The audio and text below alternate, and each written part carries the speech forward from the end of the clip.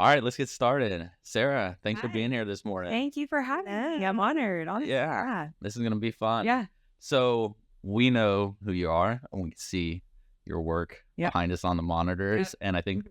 our audience on social media probably recognizes the name. You're Sarah Linden. Sarah Linden. Tell us who you are in your work. Sarah Linden of Sarah Linden Photography. I'm an interiors photographer, excuse me, here in Dallas. I shoot primarily for interior designers like yourself, architects, builders. I love working with designers. That's my bread and butter. That's who I market to.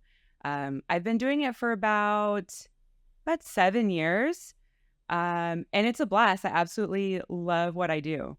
It's awesome. Awesome. Yeah. Yeah. So, how did you get into it? Like 7 years ago, what Yeah. what got you into Yeah. it? Yeah. Yeah. I've always had a creative propensity towards creating. I love creating things. I have, um, oddly enough, a education and master's degree in technical writing, Oh, which is wow. so Yeah, I different than had what no I do. idea. Which was fine for a season. That definitely served me in that season. When I started having kids, though, it was like, okay, I need to pull back on the work a little bit. Let's just do the stay-at-home mom thing. And it just felt like I really am ready to get back to work. But I didn't want to go back to what I was doing. My heart wasn't in it. So I picked up the camera. I started doing portrait work, which was great for the time being too. And then I had a friend. It's like, hey, oh, you're a photographer. Like, I'm a designer. Why don't you come photograph my house? I need photos for my portfolio. So I sort of stumbled into interiors, and honestly, I fell in love with it. And there was a day I was like, I'm done with the portrait work. I'm doing interiors only. I remember the day pulling out my phone, deleting all of my portrait photos, like on my Instagram, like, I'm done with that. I'm done with that. And I've been in interiors ever since. So, and it's been such a journey. It's such a different genre of photography compared to portrait and really any other type of photography. So it is sort of its own animal, and it's been a big learning process.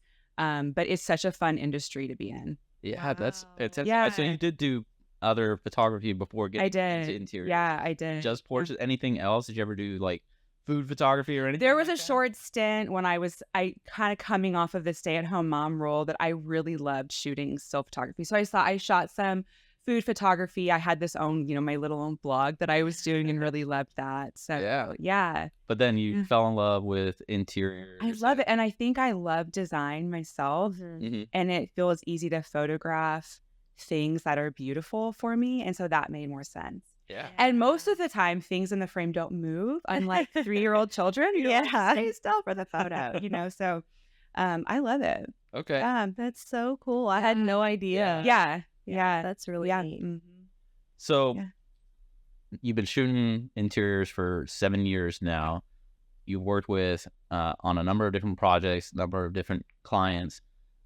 Generally speaking, when you approach like a project, you're gonna photograph it. What's going through your mind as you enter a space? Yeah, for or sure. Just prepping for that. Yeah, that's a good question. The first thing I'm going to look at and I obsess over is the lighting. I mean, lighting can make or break your photo. I mean, obviously, without lighting, photography itself doesn't exist, but your ability to not just make a designer's work look good or accurate is also being able to push a story. Like, do we want that sunshine, or are we trying to push like a moody, tighter shadow type of vibe? And so to walk into a space and say, is natural light even feasible in here? Like, Mhm. based on the time of day, the direction the room is facing, can we even feasibly shoot this in natural light? Even when the natural light's there, though, I love having full control over the light. So I'm always going to be like, get the strobe, get the scrim. Like, I want all the equipment. That's the first thing that I'm going to look at. And then I think, session days are so collaborative, and getting with you guys and saying, where are these going? Do you want to pitch these for publication? Are these only for your website portfolio? Even to like, okay, if someone will say, where are we doing our website? Okay, has your designer told you, or your web designer, you need more horizontals, you have too many verticals? Like, we need to have some of these conversations up front. So sometimes a lot of times it is from like my creative perspective, how are we going to light this? But also practically speaking, where are these photos going to go? Yeah. Oh, you want to submit this for an award. Okay, well, certain award organizations are going to say you need at least 10 shots of this home or of this space. So we need to make sure that we do that, Right. so that you guys are set up for success and you can use that imagery Yeah. as you are able to. Yeah, that's really a good point, because I think social media has, Yeah. really impacted Yeah. how we display our work Yeah. beyond just websites. When you're framing a shot, like, is that another element that you have to account for, or is it really just like, based on this space, these are the lines I want to see, this is the way I want to capture or tell this story? Yeah. I mean, does social media create a challenge to... It does. Really? It does. I mean, like, even this beautiful horizontal shot behind you, it's like, look how big that shot is. It's beautiful. And then you pop it into Instagram and you get this. It doesn't do it justice. Right. The number of times I've been like, I want to post this on my Instagram, and it doesn't show. It's like, it's not working. Yeah. Yeah. Even a vertical, you're going to shoot it according to the camera's crop. Then you load it to Instagram. You're in a 4:5 ratio. It can crop out certain things that you're like, the shot is lost now because I'm missing that bottom portion. It can be really frustrating. So you can't do it all. You try to. Sure. I have had to remind myself, pull back on the shot. Like, I want to get it perfectly in camera, the ratio. But if I'm like, hey, I know this client, like, they do a lot of social media, they do a lot of Instagram, this vertical needs to show up the way it's supposed to show up, I got to pull the camera back a little bit and say, okay, I'm going to give you a pulled back version, knowing that you're going to crop it. And we've done this before. I shoot tethered to my iPad. I'll even do like, hey, this is what Instagram is going to do to this vertical shot. So like, keep that in mind. Or this is why I pulled back the frame, because I know we're going to lose this bottom whatever margin once we post it. I think that's one of the things I love about working with you, is being able to see it on the iPad and like tweak all the different things. And then you show us like, this is what it was actually going to look like when you post it, or on website or whatever. Yeah. That's so helpful. The session should be collaborative. I obviously have my own perspective and the way I want to see things, but at the end of the day, the photographer is serving the client. It's your work, and I want it to show up the way that you guys want it to look. And we all need to buy in. If I have a client that's like, I got to leave for an hour for this, I'm like, please don't do that. It's not that I'm not confident that I can't do it. It's that I want to know, we all want to know when we leave the session today that we did what we set out to do. And shooting tethered is sort of the cornerstone of that collaboration. Of course, I'm going to look at it from a technical composition lighting perspective. You guys are looking at it from like your work and the design. And then if we have a stylist, the stylist has a very specific role in that moment too. And so having it on that large screen makes all the difference. If I don't have that screen, it's like shooting blind. It can be very challenging. Yeah. You mentioned a stylist. Let's talk about that, because let's talk about styling. Styling. Oh my gosh. When it comes to photography, obviously with design, there's things that we've done to elevate that space, meet the client's needs. But then when it comes to photographing that, there's a whole nother like next tier level of design that kind of comes in there to style it for that moment, that day. And even the goals, like you said, are we trying to get this published? So in your eyes, when it comes to styling, what's the importance there? How important is that? And is that something that design teams should be thinking about when they look to photograph? 100%. Styling, when you go in and you style a home to be lived in for, let's say, install, just think about when you walk in that room, you're looking at it fluidly. You're walking the space. You're seeing it from this movement perspective. Then you throw the camera in there and you're seeing that space from a very specific angle. Styling for the camera is a different skill than styling for an install. So to have someone there dedicated to that role can make all the difference. It really does. And I want even greener designers to know, like, budget for that sooner than later. I think styling is probably perceived as like a next level move. Like, when I get to this level, then I'll think about bringing on a stylist to session days. And then I have clients who are newer and they get it. And they're like, no, we want the photographer there. We want the stylist there. We want a videographer there to come to, like, it's like they understood the assignment. Like, you want to capture the full media. And that makes me so happy. So I would encourage any newer designer that's listening, even if you've been doing this for 5 to 10 years and you just have not done the stylist thing, like, you will appreciate it so much. Your images will look so much more editorial and professional, and not to mention the convenience factor. Like, April, you know what it's like to prep and style a home to be photographed is so much work. So bringing on someone who's like, I'm going to shop for it, I'm going to do the whole thing, I'm going to return everything after the fact is completely worth the investment. Yeah. And also with publishing, like, if you want to get your work published, your styling can make or break whether that publication accepts your images and wants to run the photos. Right. So it can be a really big deal. Yeah.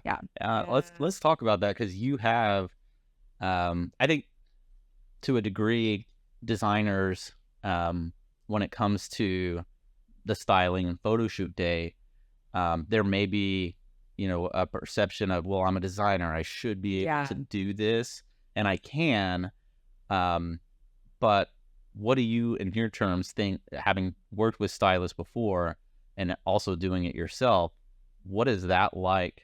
Do you want to talk about that experience for you? Yeah, that's an interesting perspective, because it is kind of like this thing of like, I am a designer, I should be able to style this for the photo, but man, it is hard. It is so hard. I think I'll get like stressed out before photo shoots if I don't have a stylist, because I'm like, I'm going to have to style this. Yeah. And do I have enough stuff? And did I get the right flowers? Right. And we get the flowers the morning of. So I'm like hauling to Dallas at 7 a.m, going through the freezer florist place, like pulling flowers. And it's just like, are these the right ones? Are they going to have what I need? Like, I don't know. It's a lot. And then whenever you're actually like during the photo shoot, all the little tweaks and photos are so permanent, like, because once it's done, it's done. And so it's a little stressful, because you're like, did I use the right thing? Did I not? I don't know. So we've worked with a stylist one time on our modern coastal project, because I was like, we were just so busy, and I was like, there's no way. Yeah. There's just no way we can do this. Then did you enjoy having a stylist? Yeah, it was like so easy because they showed up, they had all the stuff, they did all the returns. Yeah. Which is like sometimes like a whole day of work. Right. Not to mention like the whole day that you're going to spend sourcing all the accessories if like the client, for whatever reason, had a ton of their own personal things, and so they didn't need accessories for us to include in their design services. And so, shopping for all of your accessories and then setting them all up and then returning them all. Yeah. It's like a whole process. And it's a lot. Yeah. So I really enjoyed working with the stylist. It saved us so much time. And then on the photo shoot, I was able to focus and actually work with you and collaborate versus like panicking and obsessing over the accessories and the flowers. And because I knew that Thais is who we worked with, she had it. I was like, she's got it. I don't have to worry about it. Yeah, it's so nice. Yeah. It gives you more space at a session to think a little more step back and globally about what is happening, which is what your role should be at the photo session. Yeah. Not obsessing over like, should we use the purple floral or should we do just the greenery, right? And not that you wouldn't have opinion if it was collaborative. Yeah. But you want someone kind of leading that conversation. Yes. Like, no, this is actually the better option for this frame. You know? And your photographer should have an opinion on some level too. Like, even when you and I work together and there's not a stylist, we rely pretty heavily on each other. Like, what do you think about this? Should we, swap out that object? I feel like we have so much fun in that sense. Like, we do. Yeah, we like obsess over the craziest things. You're like, we've been on this for 10 minutes. Like, we've got to make a call. There's so much more to do. Yeah.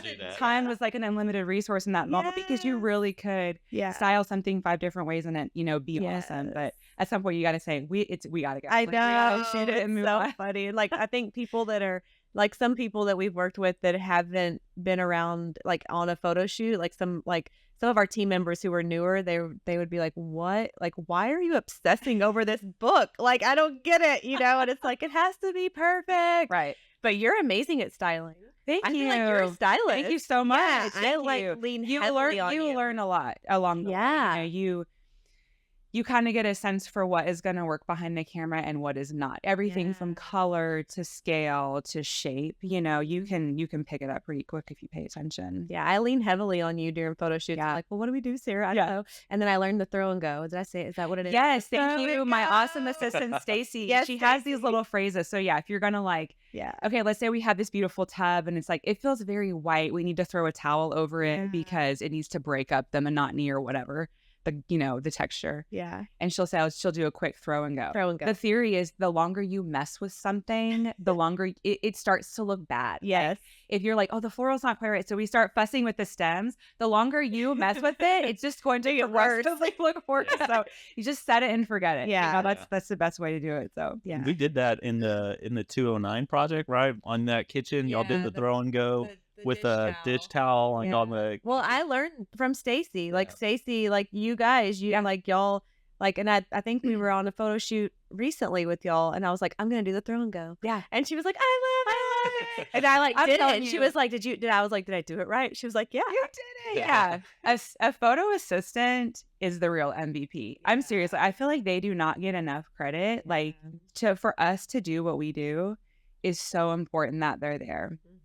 Such a helpful person to have around. Yeah, primarily for what I'm doing, my equipment, my lighting, and all that. But when I have a good assistant, like Stacy is my favorite assistant to work with. She's been with me for a long time. We speak the same language. We get excited about the same things. It's so life-giving in those moments. Yeah, to have that right assistant there is a huge deal. So love you, Stacy. Yeah, I love that because I agree. Like you have to have the energy on the photo shoot. Yeah, like, if you have like. That's why we love working with you because I feel like there's a good energy and we like all feed off of each other and make it really fun. And because it's exhausting. Those photo shoots are exhausting. It is exhausting. Yeah. And for other photographers who are listening too, I think that's a really important component. I think a lot of photographers forget that. You think you're coming in for a job, you're going to shoot the project, you're going to go. But like thinking more heavily about that client experience can really make or break that relationship. Yeah, it really can. I think that what happens during that photo shoot, you as a client transfer that to the photos later on too. Of course, the photos are going to be great because of the lighting and the styling, but you subconsciously transfer what happened at that session to how you feel about these photos. Right. You know, so that can be really important to remember, you know, while you're shooting too. It can be really easy to get lost in the mechanics and the technicalities, but also being mindful of like what is happening in the room, who are the personalities, what's the dynamic, who's upset, who's nervous, who's stressed out, like how can we ease that burden? So you talked about a couple of things there that I think are noteworthy.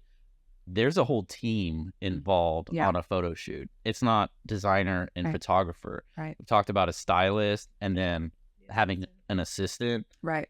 And I've observed that. And on the Modern Coastal project, that photo shoot, just even how relaxed you were because you were able to trust and collaborate with the stylist. I was relaxed. I love that. Yeah, normally I'm not. Normally I'm so stressed. Yeah. I'm like, oh, photo shoot day. Yeah. Like, oh. I know. You know, like kind of dread it. Yeah, like I know it's gonna be awesome. We're gonna have fun, but like the days leading up to it, it's always so much work. Yeah. Yeah. Which I mean, it's fine, but it is stressful because it's like enjoyable work, but you want it to be so perfect because we pour as designers our hearts into these projects, and it's like this is our one shot to get the photos that have to be great, you know, and it's just you want to make sure it's just perfect. Yeah, absolutely. Yeah. So for designers that are looking to work with a photographer, they should be thinking about a stylist, but because of the collaborative element there, what should a designer, as they're trying to find a photographer to work with, or even from your end, as you're working with designers, what makes a collaborative session work so well? What are the elements there? I think it's so important that you like the person that you're working with, you know? I mean, all things set aside, like a photographer can have a great portfolio. That's what gets you on the phone call, you know? Like that is the bare minimum baseline. Okay, can she do the thing? Does she have consistent work? Okay, yeah. Has she been published? Okay, yeah. I think she's the right fit. And then you get on a phone call and you kind of get a sense, like a discovery call, like we have worked together, let's have a conversation, a sense of who that person is. For me personally, I would rather build a business where I have less clients who I have a tighter relationship with, who call me every couple months, than to be this revolving door of like clients in and out all the time. I am less and this is just me and how I run my business. I am less interested in the transactional, come shoot the session, see you next time, and more interested in the long term. We've been working together for years. We know what to expect. The whole experience is going to be so much better. So finding someone who will talk about those things on a phone call, I think you know pretty quick if you're interested in working with a photographer. You kind of have that gut, like, okay, I think this is going to be a positive experience. I think that is so important.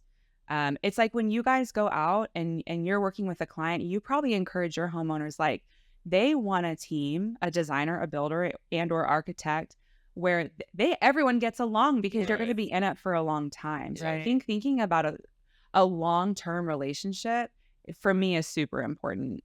Yeah, I totally agree with you. And that's what we tell our clients whenever we're doing our discovery call and our meet and greet. Yeah. We'll tell them, like, because they'll, say, well, like, what questions, because they'll interview other designers as well. And I'll say, you need to be sure your personalities line up, because you're going to be, I call it being married. Like, you're going to be married to us for a year or two. Yeah. So we want you to make sure that you like us. Yeah. We want to make sure you like us, and, vice versa, because we want it to be positive. We want it to be a fun experience, and we want to make sure everyone's personalities mesh. For sure. Yeah. Yeah, absolutely. When it comes to working on a project, do you have a particular like style that you enjoy, like when you're photographing or collaborating with a designer? Like, are there things that's like, I really like photographing this particular style of work? Obviously, you have a portfolio that demonstrates you've worked with a lot of different styles. For sure. Do you have any one particular style? I think two stand out to me. I think dark and moody is big right now. Everyone's color drenching and doing like the dark vibey stuff. That's so fun to shoot. It's easy to get there with artificial light too, but I love doing that right now. I think that's super fun. And I love photographing things that I would want my own home to look like. I love, my personal aesthetic is a little more traditional, like color on color, pattern on pattern. Like I love the layered, like maybe a little lived in look. So I really love shooting that too. But I think the fun part about shooting all different types of styles is to watch the way that you shoot fall into like an ultra modern or then like ultra contemporary, and see how different the space looks when you marry the aesthetic with the lighting is so fun. So it's fun. It really is fun to shoot, and it keeps it exciting. Yeah. I think if I shot the same genre over and over again, I'd get really bored. Yeah. I think that's such a cool part of your job, because you get to go to all these beautiful homes and spaces and see all these different things. And it's just probably very interesting. It is. To see how different people live. It is, for sure. It's like getting to travel. Yeah. And you a little bit like selfishly get to like try it on for myself. Like, there's been times where I've seen like, it seemed like a cool feature, or like a sink faucet that would turn on automatically, but like every time I walked by it turned it on. It's like, that seemed cool, but now that I know how it functions, I would probably not put that in my own home. So it's fun from that perspective. That's so funny. That's a good point. Yeah. Let's talk about getting published, because I know that in terms of value, that's one of the things that I think a photographer can really offer a designer. What does that process look like? What should designers be thinking about when it comes to getting published, or even a photographer who's doing the shooting for the designer? What should they be thinking about for publication? For sure. Yeah. I see publication sort of in two different realms. I see local publication. So in Dallas, I'm thinking like D Magazine would be the first to come to mind. And then we're looking at national shelter magazines. We're talking about Architectural Digest, Veranda. I think they're both great and they both serve their purpose. So for a designer to think about, what do you want to achieve with your publication? Who doesn't want to say they've been published? That's awesome. But like, what's the end goal here? I think if you are like, I want to be published because I want to actually drive real business, I would think locally. I would think like a D Magazine, and then do a little research on like, do they have an editorial calendar? Go to their website. Like, they're working months in advance of their own publication. So be thinking about like how far in advance, making connections with the editors there, thinking about the kind of content they're going to need in the coming months. If you're like, I just want the notoriety, which is fine. It just depends on what you both are good. and both have their purpose. Am I driving direct business? Am I wanting the national recognition? Go for the bigger guys. It's going to require the same amount of work. I have found in the past year or so, these larger publications like Veranda has come out and actually written, Steele Marco, who's the editor-in-chief there, has written an entire PDF thing on like, this is what we want to see when you send your pitch. That's amazing. Like that has removed so many variables for people who are new to publication. Like this is how we want it formatted. Right. These are the kind of photos that we want to see. So there's an element of research involved for you guys as designers who want to get published, and also just figuring out the right publication. Lux Magazine is looking for something very different than Domino Magazine. We are talking about different aesthetics down to different ways of even styling a photo. So understanding maybe where your business fits aesthetic wise, focusing on just those couple publications and going after those, then thinking this mass I have to send to everyone, because not everyone is going to publish Neighbor Interiors. Right. Not because you're not good at what you do, but because you have a specific point of view. Right. So do these publications. So they're looking for specific types of content as well. Yeah. And from a photographer's perspective, we want to know that ahead of time. Like we want to know, like, okay, if we're shooting for publication, do I need to get you guys connected with a stylist? Like, I don't want to even talk about national publications unless there's a stylist involved. Like you absolutely need to have someone who's going to come in professionally style. We're going to talk about compositions. We're going to come in and we're going to scout ahead of time in person to make sure that we get, if you're like, we want to pitch this full home to Veranda Magazine. Okay, we got to make sure that we've scheduled the day so that we actually get all the spaces in that home so you have what you need for that pitch. So thinking about the whole thing way ahead of time is incredibly helpful. Yeah, in that process. That's really helpful. And then when it comes to those photos, I know like we're always eager to get those photos back. When it comes to publications, are they, hey, has this been posted already? Has this already been shown? Is that an element there? It is for sure. And it does require a level of patience on y'all's part, because you may shoot a passion project that you want to pitch. But if you want to pitch to a shelter magazine, by shelter magazine, I mean these larger national magazines, they want exclusive access to those photos. They don't want them to see on Instagram. They don't want to see them on anyone's portfolio. They want to be the ones to deliver those photos out the gate. So being willing to say, I love this project, it's going to do so much for my business. Is it worth holding on to for 9 months, a year, until they decide? I know, it's agonizing. I know. I know. Like, and for me, it is too, because I'm like, but they're so good and I want to show them. But like, I will wait as long as I need to wait if that's what you guys want to do. Yeah. Some of the more local, smaller publications they're not as it's not a big deal for them. It's okay if they are on your website portfolio. It just depends on the publication. Again, knowing ahead of time what you're trying to go after. Because wouldn't that be horrible if you were like, we've already put them on our website and the publication's like, have they been posted? You're like, yes, you have kind of ruined the opportunity for yourself. Yeah. So knowing things ahead of time is so helpful. Yeah, it is. I've heard like some of the, like you said, the local publications, they're okay with them going on your website. Yeah. But you can't post them like on Instagram and stuff like that. And to know what the publication has, what their expectation is. Right. Definitely. Right. That's the hardest part, I think, about seeking publication is holding the photos back and not sharing them because you work so hard on a project for years, and then you have to wait a whole nother year before you can show anyone. But if you do and it works out, it's always worth the wait. It's always worth the wait. It's hard in the moment, but it's worth the wait. Yeah, for sure. Absolutely. Yeah. For folks that want to get into this line of work, shooting interior architectural photography, good luck. Where should someone start? Figure out artificial lighting. Okay. Like, I almost hate starting there, but I feel like I see a lot of newbies entering this genre of photography. There are some interior photographers who shoot primarily natural light. That's great. If that really is what you believe in, then do it. When I hear that from newer photographers, I want to push back on that and say, is it because you're scared of artificial light? That's how I was. Like, I'm gonna be natural light only. What are you gonna do in that powder bath when there's not even a light in the hallway? There's no window. Right. Or what do you do when it's raining outside and you're not getting any punch of light in there? Like, so to be able to take full control of your lighting situation is going to free you so that you are not at the mercy of the time of day or the space. And it's going to create a lot of consistency in your portfolio. There are so many more resources now than there has been to learn interior photography, lighting. There's been a lot of real estate education, and there are some techniques that do cross over in interiors, but the difference between shooting real estate and shooting for a designer is a different brief. So the photos and the lighting are going to be different. But Stephen Carlish is, in my opinion, one of the best interior photographers in the world. I love him so much. And he's a great guy, him and his wife, Kristen.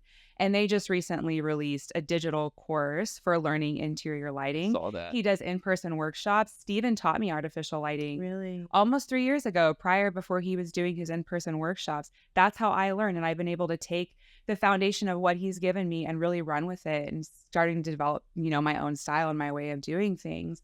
But lighting is so important in interiors. Don't put that off. Don't be like, I'm going to do natural light for a year. Like, just learn it. And then you can decide as you go how much of the artificial light you want to use. But hugely important. Yeah. So when it comes to equipment, strobes for artificial light, what else? I mean, if you're going to start with artificial light, what should they be looking at? Start with one light. I'm a huge fan of the Profoto line. They have the B10. It's a 500 watt light, which I know probably sounds like gibberish to a lot of people here, but it'll get you so far. I shot with that single light for a year and a half before I bought a second one. I bought my third light a few months ago. I'll use multiple lights in a shot, but if that intimidates you, just get the one light and start there and figure out maybe one or two modifiers that are going to fit your style best. I shoot through silks. You guys have seen my silks. That's what I primarily use. Large white sheets of material that give a really nice, soft, even spread of light. You don't have to go out and buy a bunch of stuff. Just use what you have until you feel like you keep hitting a ceiling.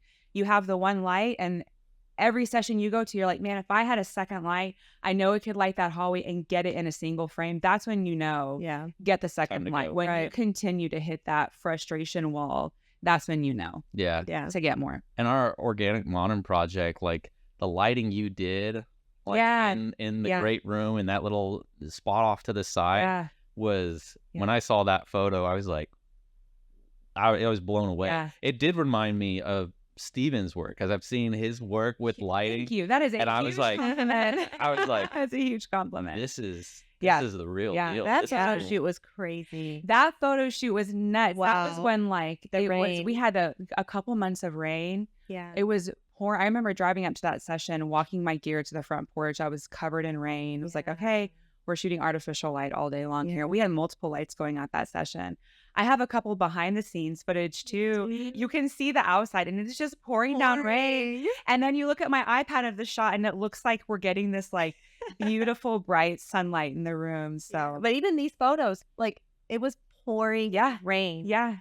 These two photos. I think this shot had just stopped, which was great because we needed that really beautiful green view. We didn't want to get rain in that view, but this was like, it had just stopped raining, but it had no electricity. Yeah, the power was out. No, we walked into the house. I was like, oh, my batteries are dying. Who has a car charger that can hook up to the right compatibility with my battery? And we go to my car and like we find a charger like apparently in the trunk of my car. Yeah. And we're like charging. It was real scrappy that day. Yeah. We did it. And the last photo, remember like the very last photo, we were like rushing because your camera was about to die or your battery or what, I don't know, your battery.